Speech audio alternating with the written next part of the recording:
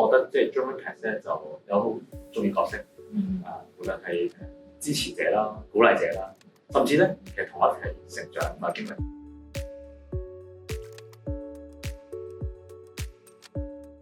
無論係一啲政府嘅官員啦、一啲商界代表啦，或者一啲我哋好緊密合作嘅社區夥伴咧，我哋都會邀請佢哋嚟我哋 Joint Impact 我哋嘅大本營嘅地方咧，等佢哋去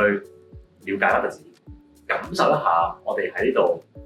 一個社會創新嘅工作環境下推動緊嘅社區參與究竟係啲咩？咁佢嚟到嘅時候咧，就哇會覺得咦好特別喎，同埋有一種人嘅元素入邊，就係令到我哋個機構突出啲啦，就係喺呢度嘅參與或者工作嘅單位咧，其實咧都係好着力係為一啲社會想帶嚟正面影響力。我覺得咧，對於一啲咧想投身社會企業或者社會創新界嘅人士啦，有好多時候需要一個機會。咁呢個機會，我覺得 Joint Impact 提供到俾你，包括喺呢度嘅一個社群。第二就係有一啲可以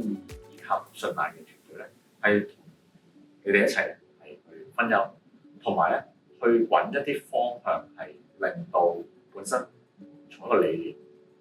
開始咧，慢慢去萌芽啦，甚至咧係揾到一啲咧切切實實嘅商業機會啦，可以喺呢度咧係